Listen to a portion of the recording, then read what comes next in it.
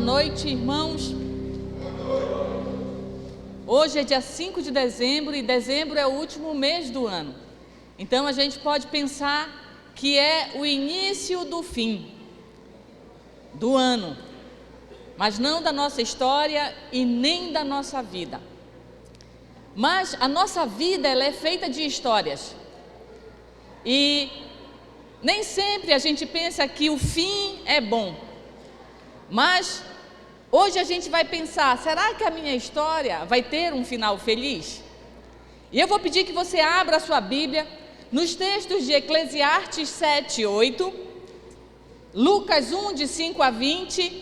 E antes que você pense que tem muito texto aí, porque a Bíblia é feita para a gente ler e viver mesmo, eu não vou usar todos os textos, mas lá na sua casa, seus textos anotados, você vai reler as histórias, porque eu sei que Deus vai falar muito mais ainda com você. Então, Lucas 1, de 5 a 20 e Mateus 14, de 22 a 34. Eclesiastes 7, 8 diz o seguinte, já abriu lá? Olha só o que diz, o fim das coisas, ele não fala que coisa é, ele está falando de um fim. O fim das coisas é melhor do que o seu início. Então a Bíblia está afirmando aí que o fim das coisas é melhor do que o início das coisas. E que o paciente, porque para a gente esperar o fim, às vezes é preciso ter muita paciência. E o paciente, ele é melhor que o orgulhoso.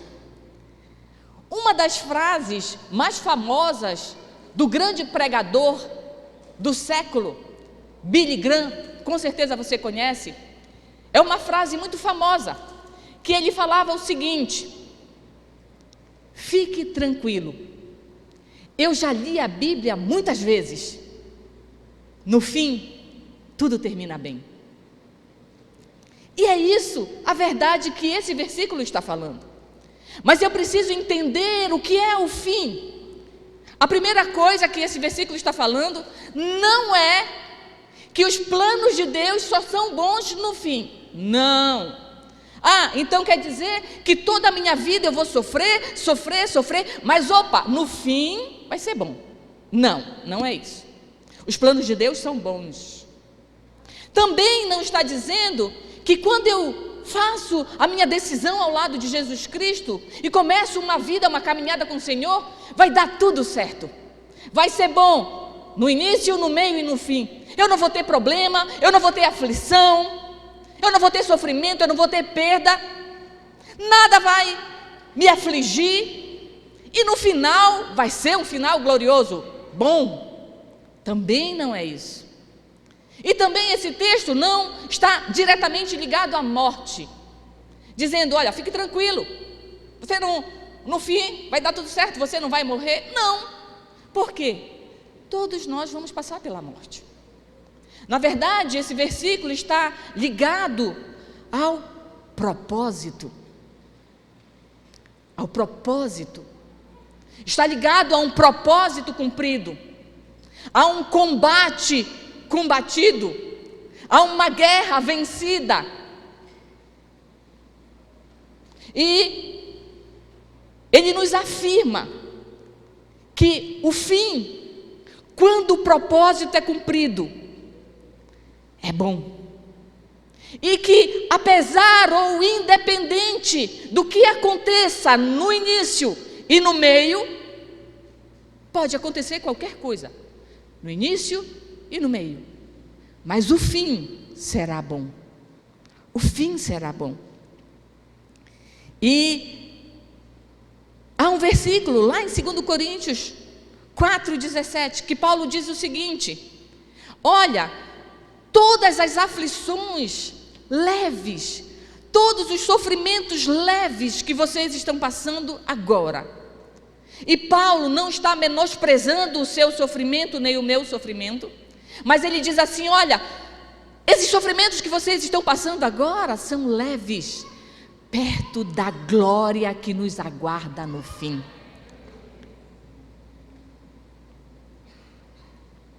Paulo estava usando um peso de medida. O que eu passo perto da glória que Deus vai me dar no fim é leve. Então, eu preciso entender que o fim será bom. Mas, opa, Leila, a minha história não é feita só de fim.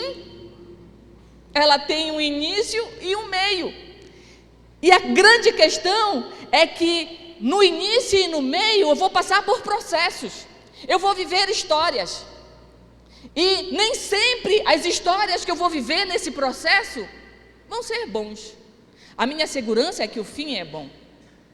E a Bíblia diz que Deus conhece toda a nossa história, toda a nossa vida. Do princípio, lá quando eu fui gerada na barriga da minha mãe, até a minha morte. Deus escreveu todos os meus dias. Na verdade, para algumas pessoas, para elas entenderem bem, além de Deus ter escrito, Ele perguntou: é preciso desenhar? Ele escreveu e desenhou. Que era para que a gente entendesse bem que Ele tem um plano para nós. Deus tem um plano para nós. Mas Deus não tem um plano só de fim. Deus tem um plano de início, meio e fim. Só que existe um grande plano para toda a humanidade.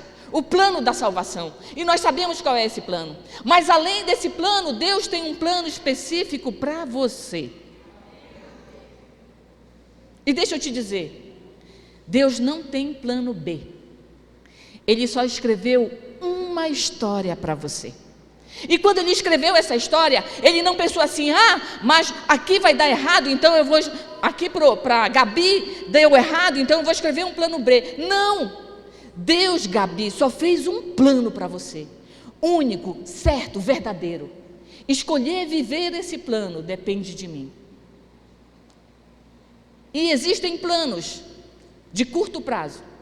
Deus sabe e já escreveu o meu dia de hoje, o seu dia de amanhã, a sua semana, o seu mês, o seu ano de 2022. Existem planos de Deus para nós especificamente, a curto, médio e longo prazo. E é muito interessante porque, além de Deus saber esses planos, Ele nos quer revelar esses planos. A Bíblia nos mostra isso. Deus escreve o plano e Ele revela para cada um de nós o seu plano, a curto, médio e longo prazo. Existem muitas histórias na Bíblia que nós podemos ver Deus revelando os seus planos para as pessoas. E existem duas histórias muito interessantes que eu peguei. E eu queria que você me acompanhasse nessas histórias. Mas é necessário que eu enxergue o cenário dessas histórias para que eu possa entender qual era o plano de Deus para aquelas pessoas. Porque eram cenários diferentes, eram pessoas diferentes, eram momentos diferentes, era um plano diferente. Mas era o mesmo Deus que escreveu a história dessas pessoas. A primeira história se passa lá em Mateus. Cadê o meu passador? Mateus. E essa história, agora a gente vai começar a imaginar esse cenário. Se passa lá no tempo de Jesus. E Jesus está com seus discípulos. E Ele está reunindo a sua igreja, a grande multidão, que não se reunia num templo, mas se reunia onde Jesus estava. E esse é o cenário. Uma grande multidão.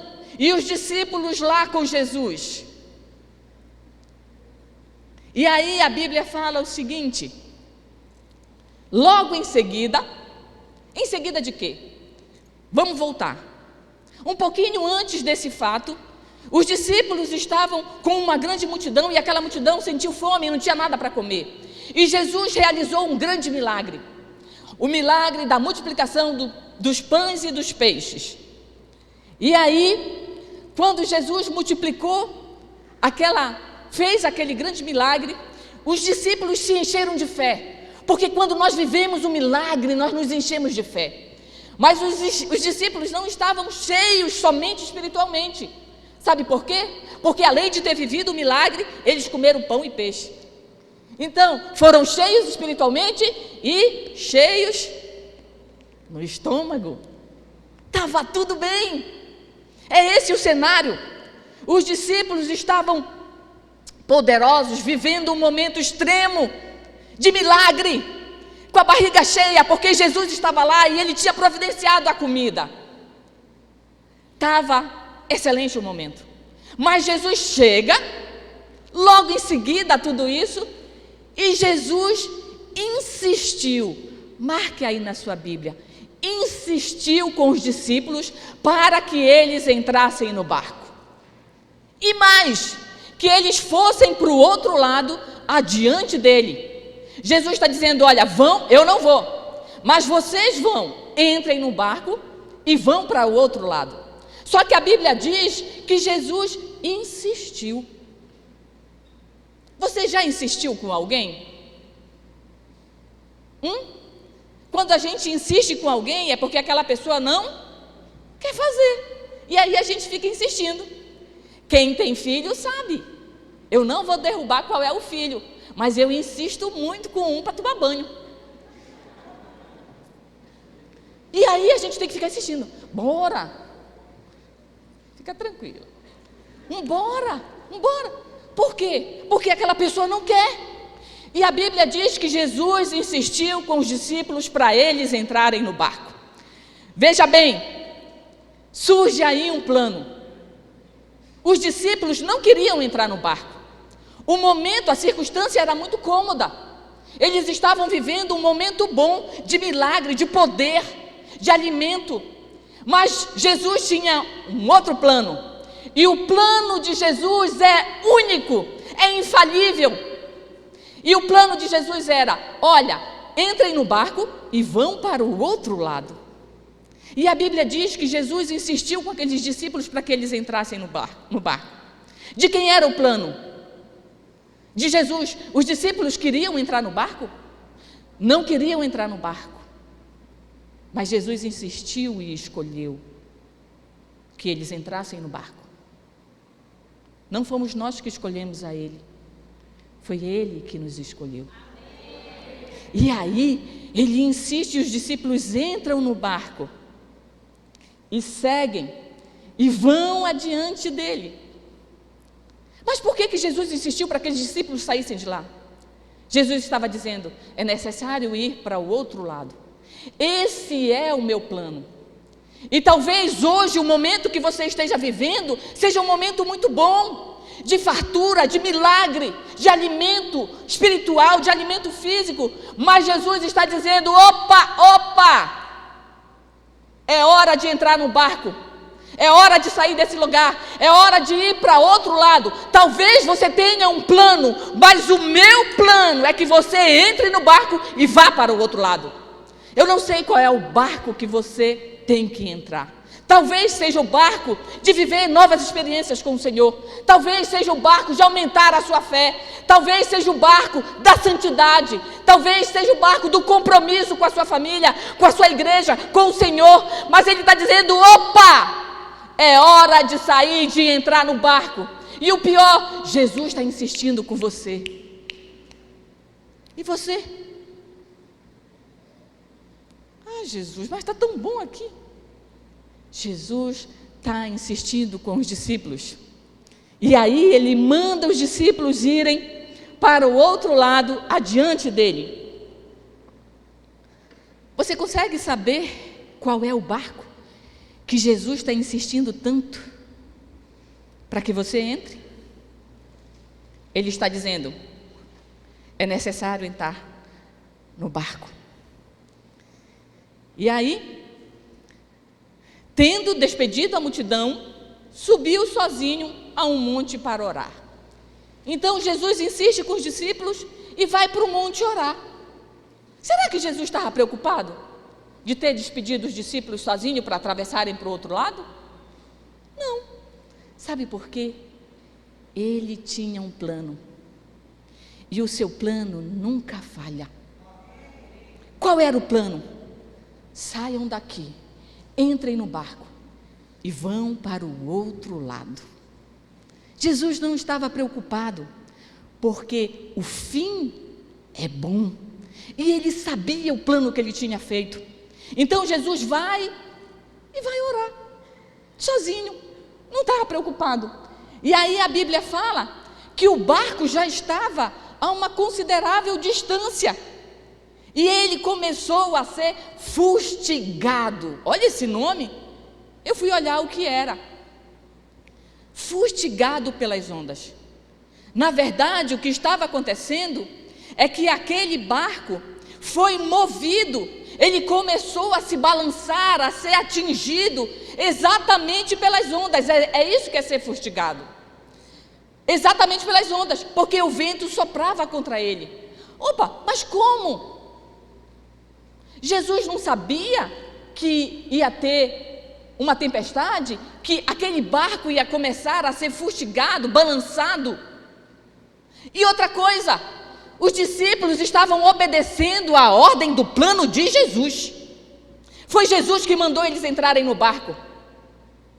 E agora, lá no meio da vontade de Jesus, o barco começa a ser fustigado. Como assim? Nós obedecemos, nós fazemos a vontade de Jesus, e lá no meio da vontade de Jesus, nós somos fustigados pela onda, pelos problemas, pelas aflições. Sim, no mundo tereis aflições. Talvez você pense assim, mas puxa, eu estou obedecendo, eu estou indo à igreja. Sim, você vai ser fustigado. Você vai ser fustigado pelas ondas, pelos ventos, pelos amigos, pelos inimigos, pelo pai, pela mãe, pelos irmãos, pelo marido, tranquilo, pela esposa, pelos filhos, pelos irmãos. Você vai ser fustigado. Por quê? Porque faz parte da vida. As tempestades fazem parte da vida. Até a natureza tem ciclos. Até a natureza tem ciclos. Então, o que acontece?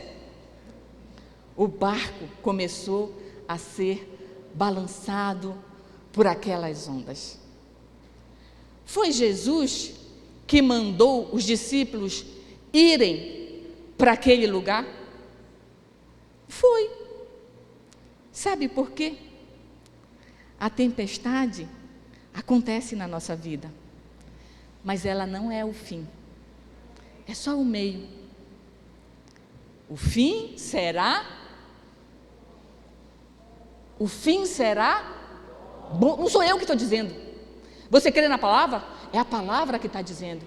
O fim será bom. Então, os discípulos estavam no meio daquele mar, e tenha certeza, quando você estiver cumprindo a vontade de Deus, obedecendo aquilo que Jesus falou, você será fustigado. Não esqueça esse nome, você será fustigado. Mas o plano não é ficar sendo fustigado, o plano é chegar do outro lado. E quem te colocou no barco assegura que você vai chegar do outro lado. Então esse é o cenário lá dos discípulos. Mas existe um outro cenário, uma outra história, e a gente vai lá para aquela história. Agora não é mais uma multidão, não são mais os discípulos, mas agora é a história de uma família. Quem tem família aí? Ou alguém não tem, nasceu do... Todos nós temos uma família. E esse ambiente agora, de um plano de Deus para aquela família, relata agora de uma outra forma o plano que Deus estava revelando para aquela família. Olha só, no tempo de Herodes, então, aconteceu um pouquinho antes daquele fato. Jesus ainda não tinha nascido. esse relato fala a respeito do nascimento de João Batista, apesar de que nós não falaremos dele, mas antecede o nascimento de Jesus. E lá naquele tempo, um sacerdote poderoso, chamado Zacarias, que pertencia ao grupo sacerdotal de Abias. Coisa top. Sua mulher também era descendente de Arão. Olha que família top. Ambos eram justos aos olhos de Deus. Eles eram justos. Eles iam à igreja. Eles tinham uma linhagem poderosa. E eles obedeciam de modo irrepreensível a todos os mandamentos e preceitos do Senhor. Nossa, que família poderosa! E se terminasse aqui, essa família talvez fosse uma família perfeita. Mas não termina aqui. Tem um mais.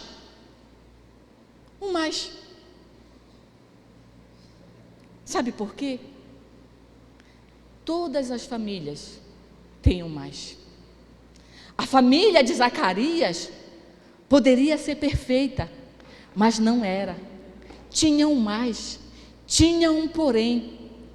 Porque a família de Zacarias não era perfeita. A sua família não é perfeita. E a minha família também não é perfeita.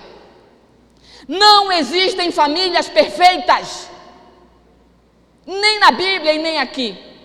Mas quando a gente afirma que não existem famílias perfeitas, não é para justificar erros constantes, cíclicos e recorrentes dentro da minha casa. Não. Isso tem outro nome. Quando a gente diz que não existem famílias perfeitas, é para dizer que apesar da nossa família não ser perfeita, há um Deus que habita na minha casa que é perfeito, que cura, que transforma e que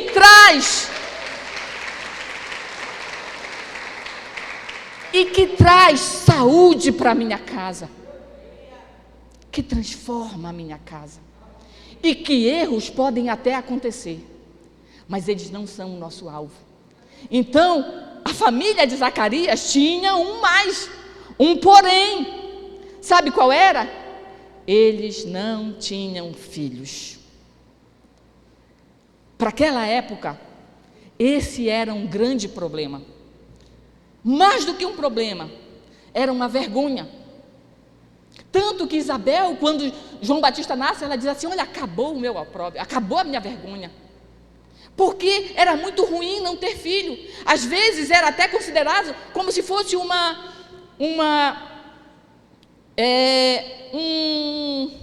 é que eu diria? Uma maldição. Como se eu tivesse pecado, como se fosse um castigo. Sabe?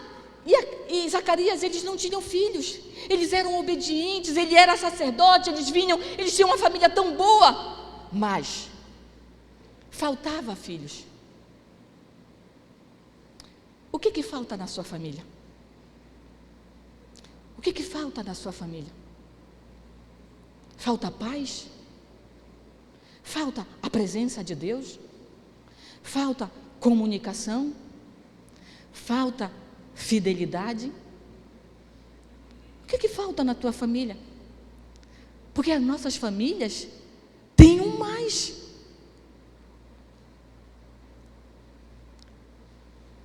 E aí, olha só o que segue. Eles não tinham filho. E aí ele dá o porquê. Isabel era estéril. Havia um comprometimento biológico. E ambos eram de idade avançada. Tem coisas que estão faltando na nossa família. Talvez por questões biológicas, emocionais, psicológicas. espirituais. Mas tem um gap aí, na minha casa, que eu preciso ver. Vamos continuar o texto. Voltamos para os discípulos. Olha só. Lembra como foi que estava aqui o plano? Jesus tinha mandado eles irem. Eles tinham ido. Na metade do mar, começou o barco a fustigar pelas ondas, pelas tempestades. E aí agora a Bíblia fala, olha, alta madrugada. Quarta vigília da noite. Aproximadamente de 3 a 6 horas da manhã, os discípulos desesperados, os discípulos acordados, os discípulos angustiados, os discípulos sem dormir. Todos nós já tivemos alta madrugada. Todos nós já não dormimos porque estávamos fustigados pela tempestade, pela dor, pela doença, pela pandemia. Todos nós já passamos uma madrugada sem dormir, angustiados. Todos nós já tivemos uma alta madrugada. Sabe? Mas não foi o fim. Parecia, mas não foi o fim. Sabe por quê? Na alta madrugada, Jesus dirigiu-se a eles, assim como para os discípulos, nas nossas altas madrugadas, de dor, de sofrimento, de angústia, sem dormir, Jesus se dirige a nós. Jesus não nos deixa sozinhos, mesmo que pareça que Ele não vem. Já é a quarta vigília da noite, já está amanhecendo, mas Jesus sempre vai chegar. Pode ser andando pelo mar, pode ser voando, pode ser, mas Ele vai chegar na tua madrugada. Jesus sempre vai dar um jeito. E deixa eu te falar uma coisa, as nossas histórias nem sempre têm circunstâncias favoráveis. Às vezes elas são favoráveis, mas nem sempre elas são favoráveis. Mas há algo na Bíblia que afirma que sempre será favorável a mim. Sabe o que é? O meu Deus. A Bíblia fala que o seu favor me cobre dia após dia, que Ele é favorável a mim. Lá em Salmo 41:11, lá em Isaías 43:1, sabe? Talvez você pense assim, você não sabe o que eu estou passando. É exatamente isso. Você está passando, vai passar, o fim será bom. Você crê? Diz aleluia com força.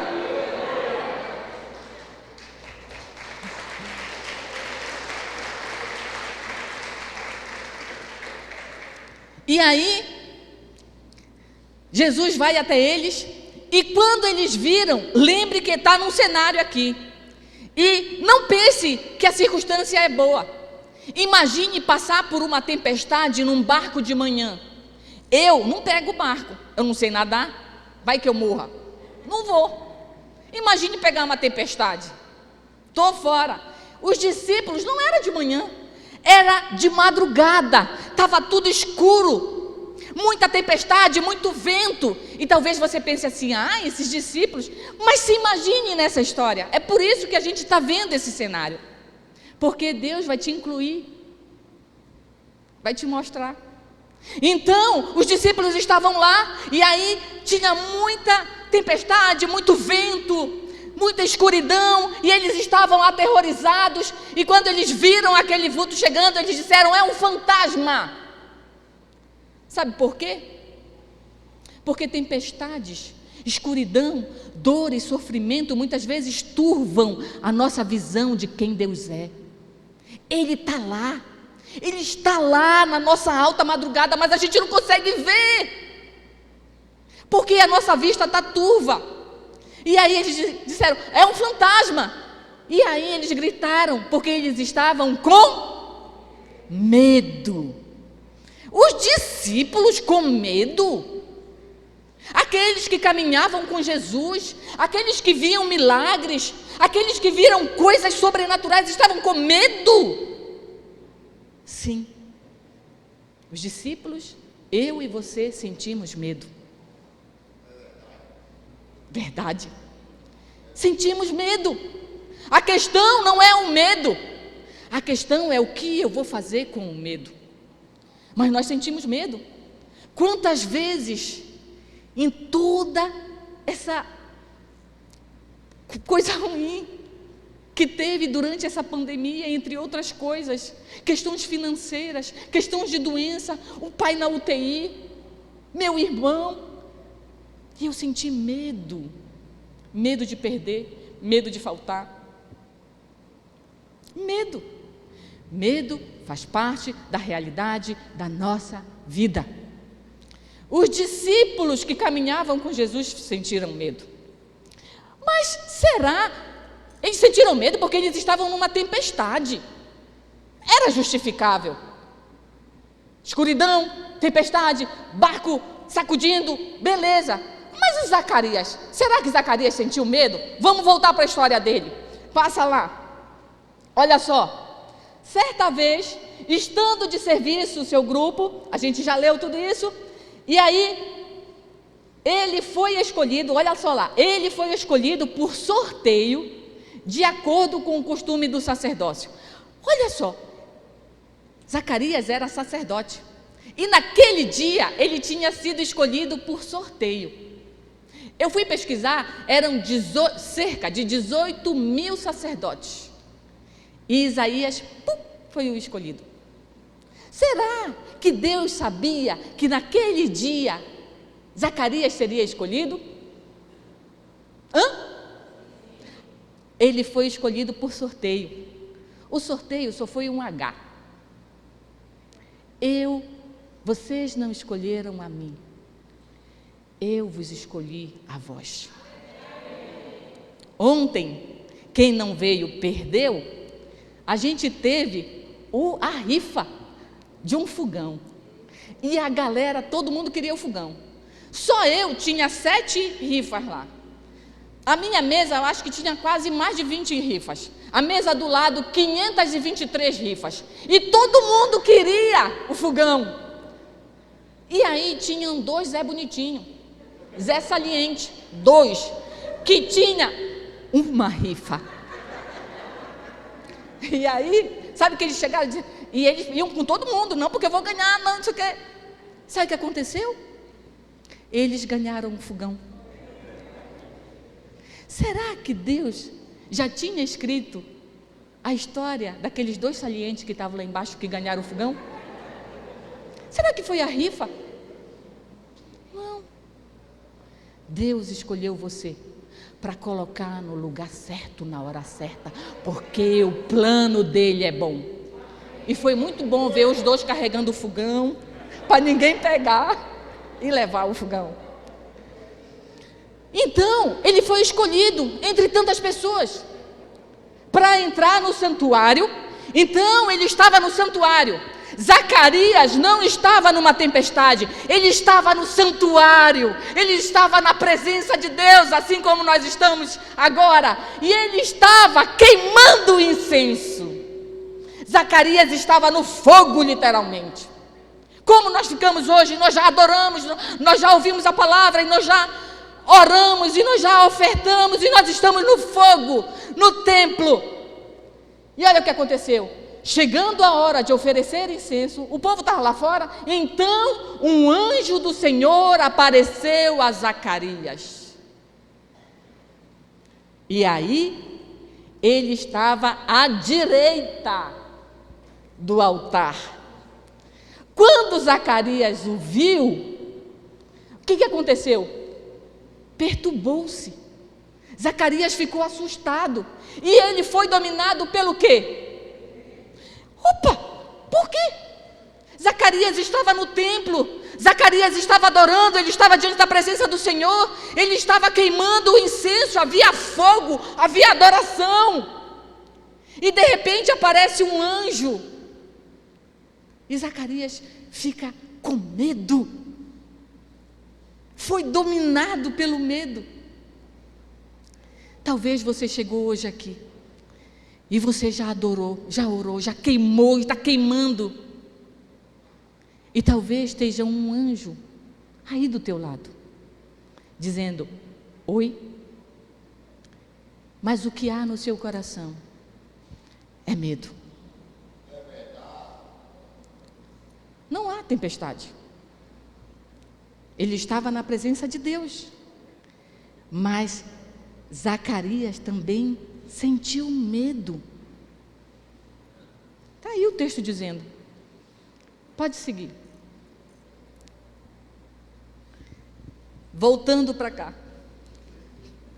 Aqui nos discípulos, Jesus chega, Jesus se dirige até eles, a tempestade está grande, diferente do cenário de lá, a tempestade está grande, os discípulos estão apavorados.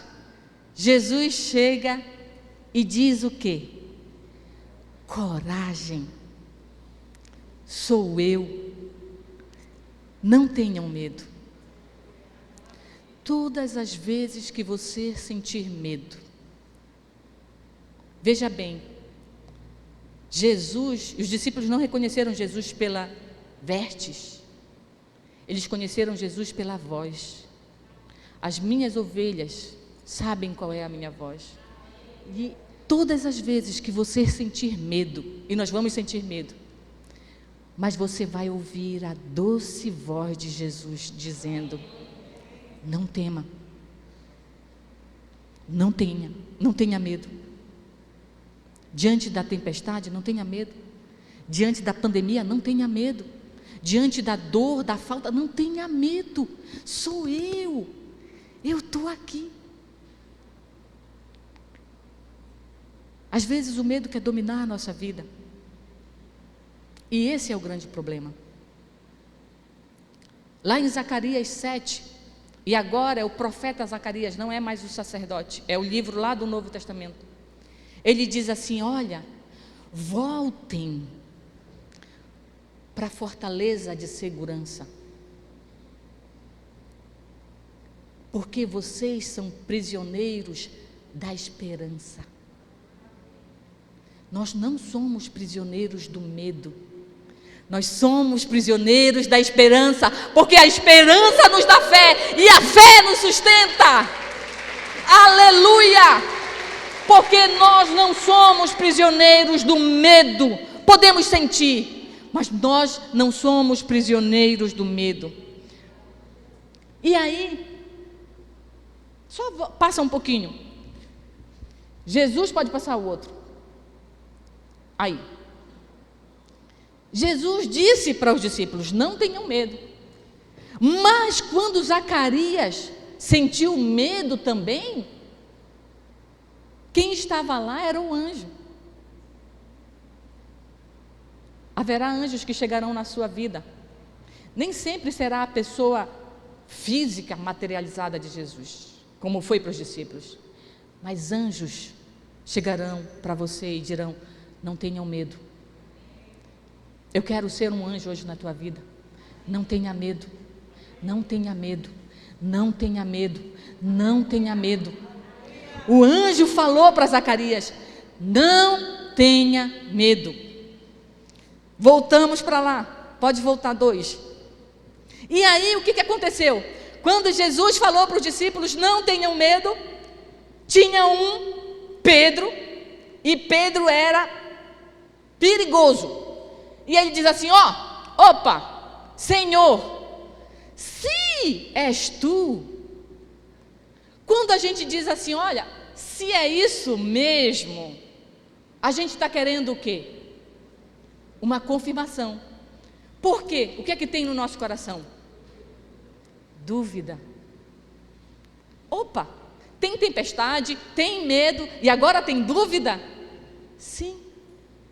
Muitas vezes nós duvidamos, Porque muitas vezes a vida coloca diante de nós circunstâncias que conflitam com a nossa fé. E aí, Pedro fala assim: se é tu mesmo, eu quero uma confirmação, eu quero uma prova. Quantas vezes Jesus se revelou a nós? Jesus falou conosco. Jesus deu o direcionamento: olha, sou eu.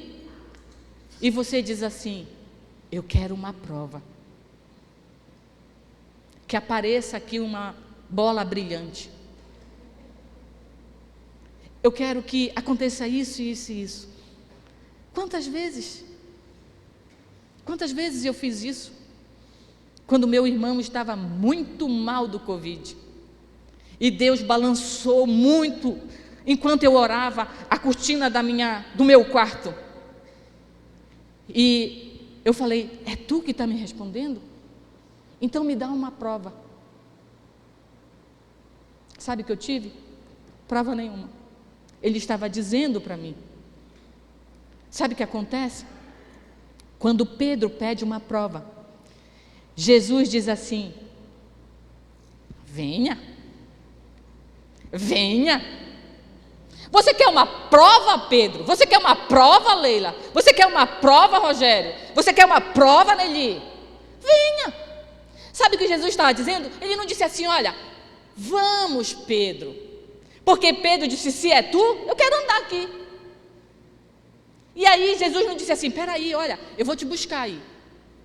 Outra coisa, a ideia de andar nas águas não foi de Jesus, foi de Pedro. Porque ele queria uma prova.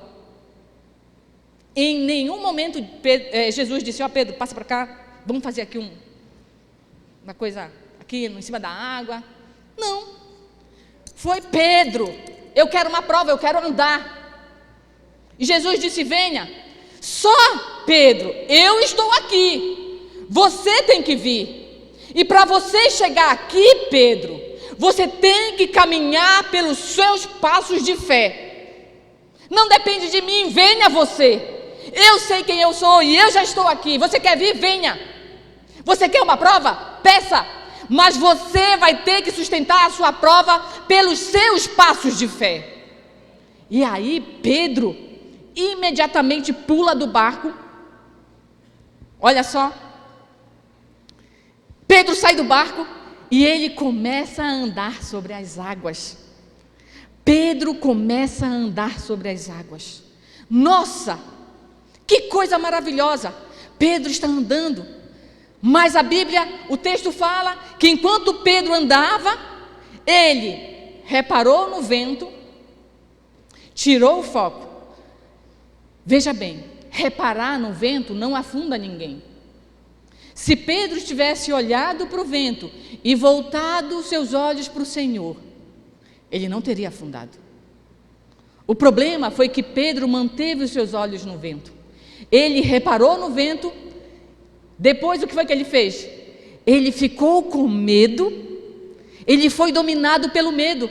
Sabe por quê? Porque quando eu tiro os olhos do Senhor, e quando eu ponho nas circunstâncias, quando eu ponho na pandemia, quando eu ponho na crise financeira, quando eu ponho nas dificuldades, quando eu ponho na falta, quando eu ponho na dor,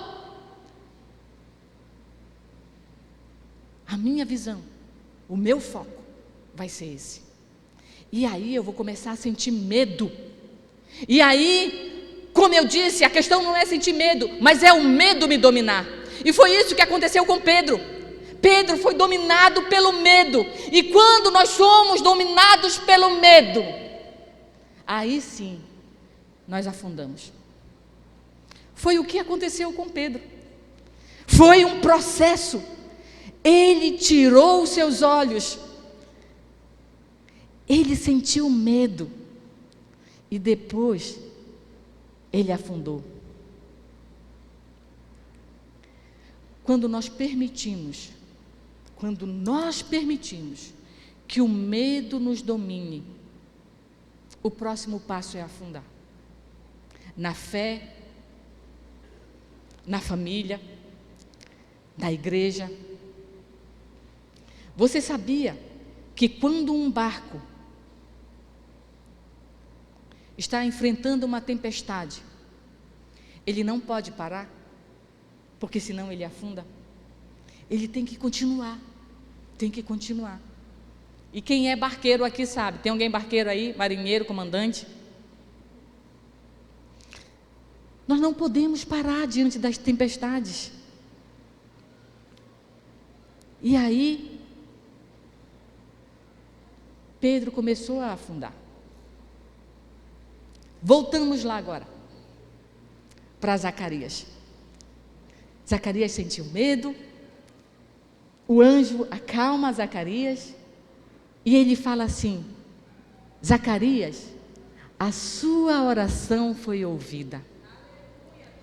Os discípulos não queriam entrar no barco, mas era um plano de Jesus. Aqui, a oração de Zacarias era por um filho. Zacarias queria um filho. E aqui, a vontade, o plano de Deus se alinhou à oração de Zacarias. E o anjo diz: olha, a sua oração, aquilo que você pediu tanto, aquilo que você queria tanto, Deus resolveu te dar. O plano concordou. E você terá um filho. A sua mulher, Isabel, ela dará um filho.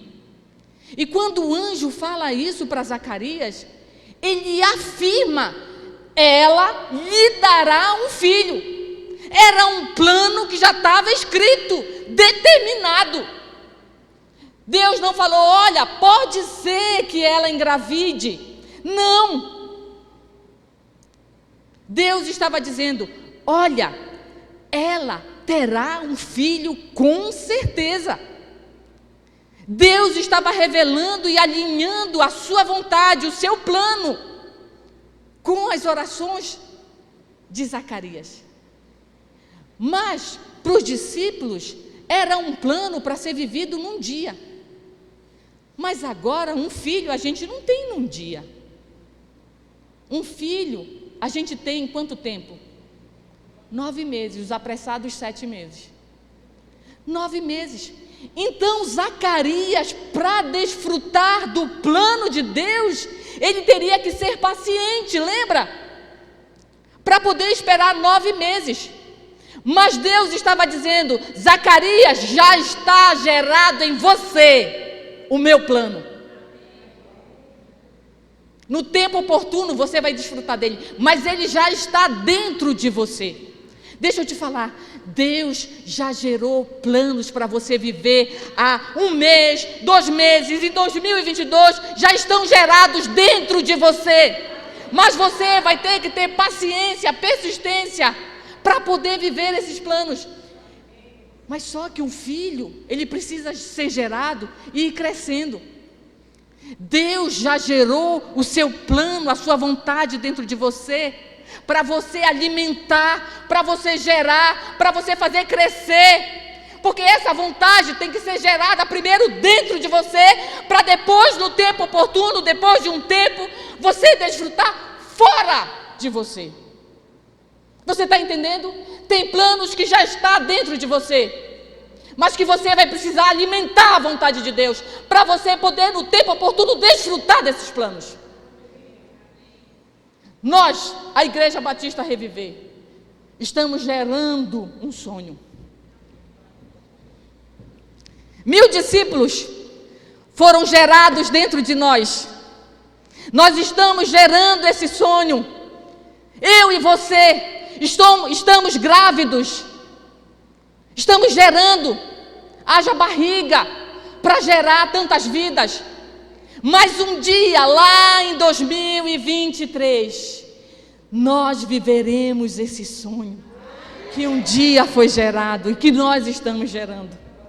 Ah, meu querido, quantos sonhos Deus está gerando para você, para amanhã, para daqui a um mês, para ano que vem. Deus já tem sonhos gerados dentro da sua vida, novas realidades para a sua família, novas experiências de fé, crescimento de fé, tempo novo da tua casa, abundância na tua casa, paz na tua casa, prosperidade na tua casa, já está gerado dentro de você. Aleluia! Mas tudo vai depender da sua fé. Sabe por quê? O anjo chega, nada mais, nada menos do que Gabriel, e diz: Zacarias, o negócio é o seguinte, te anima, a tua oração foi respondida, Zacarias. Eu vim aqui te dizer, eu tenho boa nova, Zacarias. Sabe aquela oração que você estava pedindo tanto? Fechou, tudo tranquilo, é tua, Zacarias. E aí, Zacarias falou assim: opa, demorou, manda, agora, Senhor, obrigado, aleluia. Será que foi isso? Olha o que Zacarias respondeu para o anjo. Como? Como pode ser possível isso? Gente, Zacarias estava na presença do Senhor, Zacarias estava orando por um filho, orando. Deus libera Gabriel e vai lá, Gabriel, manda brasa lá com Zacarias. Gabriel chega, Zacarias, olha isso. E detalhe, quando Gabriel fala, ele fala tudo que seria João Batista. Ele fala quem seria João Batista, o que ele faria, tudo, o plano estava todo escrito. E aí Zacarias vira para o Gabriel e diz: como?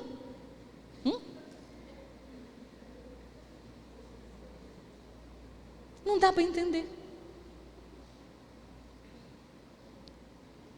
Talvez Deus esteja respondendo, colocando na tua mão a resposta das tuas orações. E você diz assim: mas como é que vai ser mesmo isso? A salvação da minha família? Como? Não conhece meu pai? 1000 membros? Como? Já viu como está Belém? Um emprego? Como? Eu sou muito burro. Uma família? Como? Eu sou muito feio. Sabe por que Zacarias fez isso?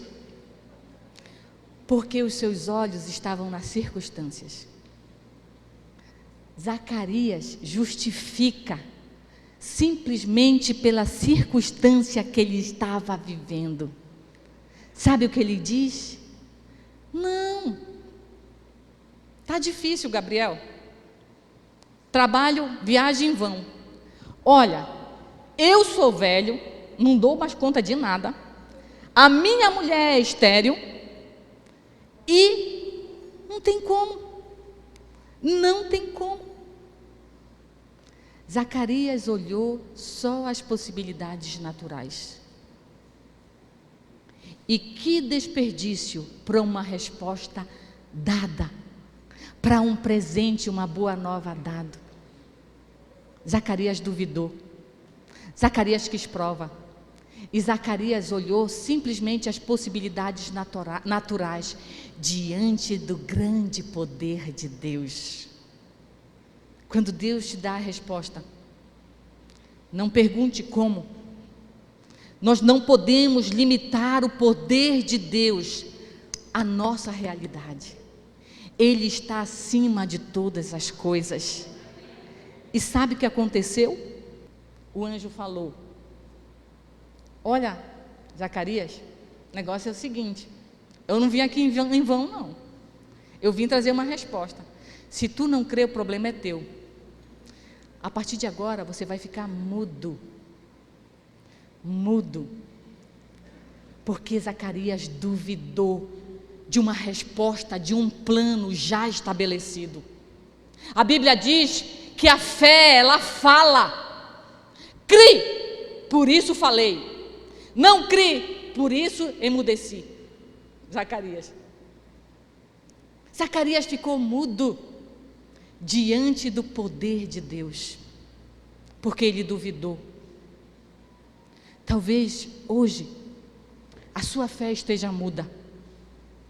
Talvez a sua fé esteja silenciosa, porque você só consegue ver as circunstâncias e porque você justifica de acordo com as circunstâncias que você está vivendo. Mas o meu papel não é perguntar como.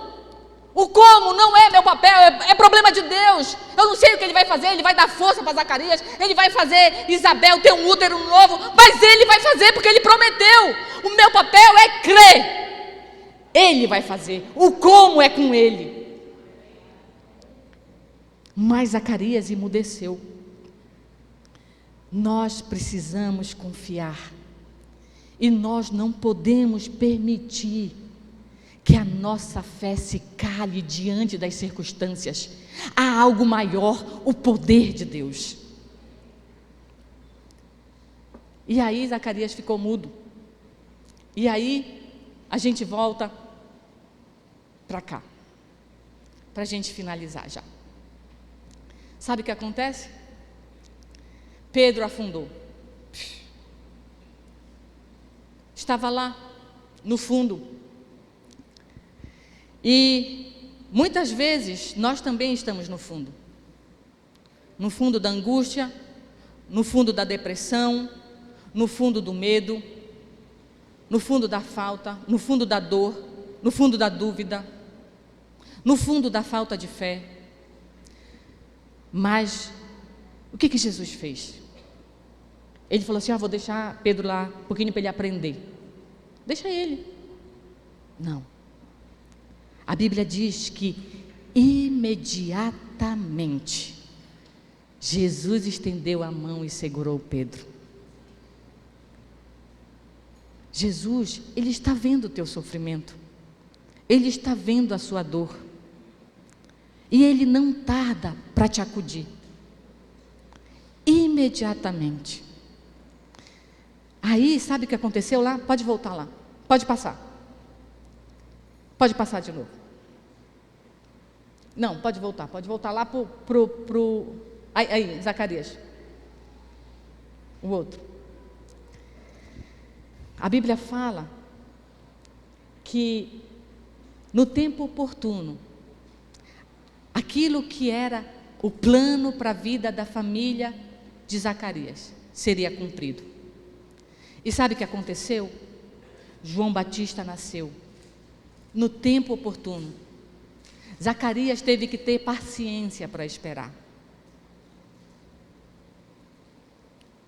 Mas, depois de João Batista ter nascido, no 8º dia, quando ele foi circuncidado, a Bíblia diz que Zacarias voltou a falar. E provavelmente, Zacarias agora tinha um testemunho de fé grandioso. Hoje é o tempo de você voltar a falar, de a tua fé voltar a falar, para que Deus produza em você, no tempo oportuno, um testemunho grandioso. Pedro estava lá no fundo. Ofir, vem aqui, por favor. Pedro estava lá no fundo. Olha só, Jesus estava aqui, Pedro estava lá.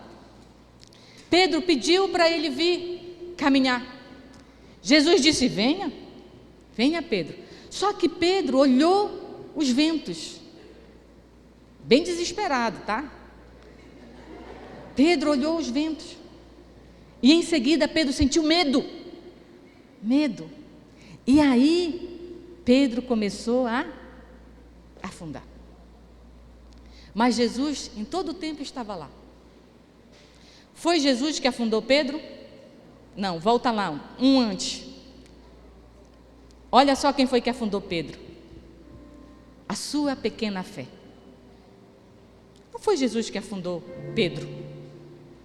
O plano não é afundar Pedro. O plano não é afundar o barco. O plano não é te afundar.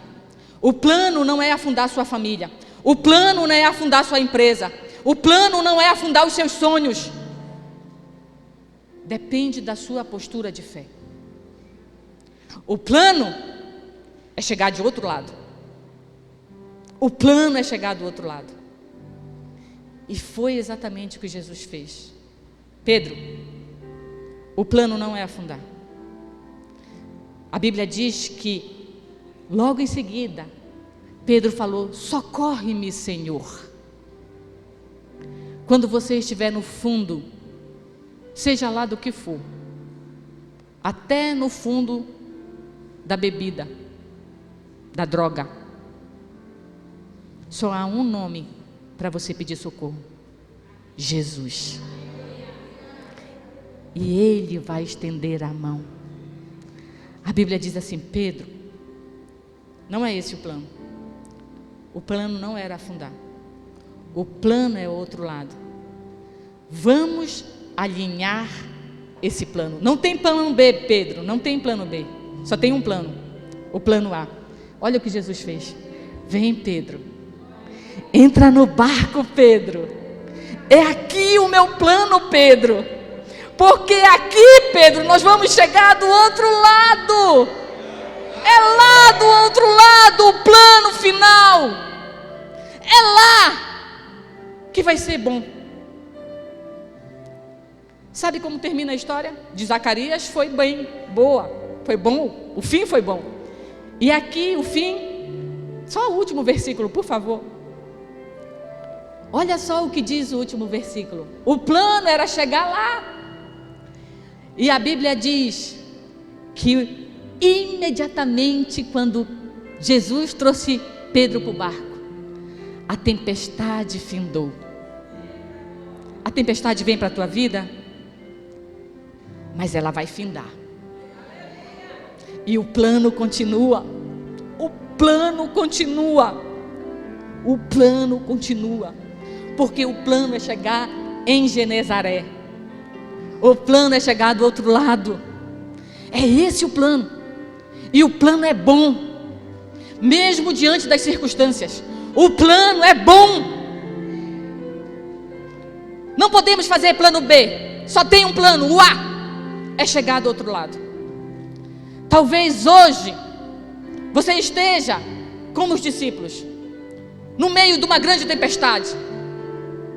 Talvez hoje você esteja vivendo a falta de alguma coisa, como Zacarias dentro da sua casa. Eu não sei o que é. Eu sei o que falta na minha. Se quiser me ajudar, é só falar. Talvez você esteja vivendo isso. Falta alguma coisa lá dentro. Falta alguma coisa. Talvez você esteja com medo. Medo faz parte. Ou talvez você já esteja dominado pelo medo. Talvez você esteja já no fundo do poço. No fundo do poço. Por causa da angústia, do medo, da aflição.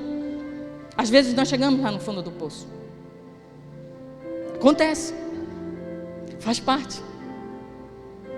Mas Jesus está dizendo: esse não é o plano.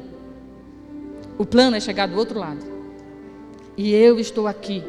Nós vamos chegar do outro lado. Ou talvez você esteja como Zacarias, aqui, vindo para a igreja, queimando fogo.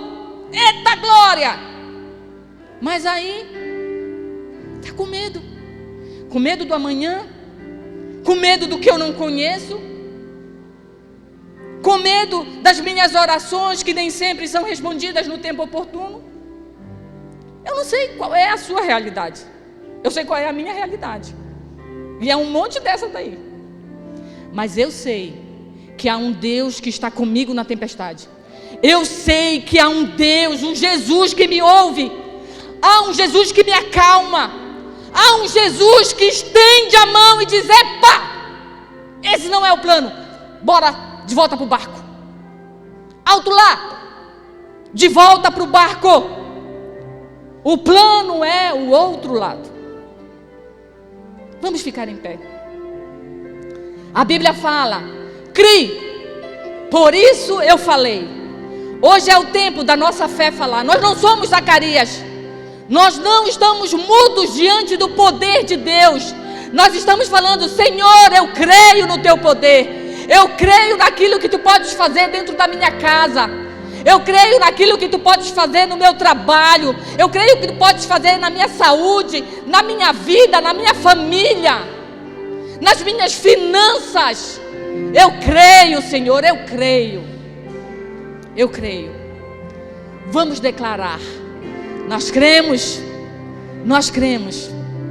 Nós cremos.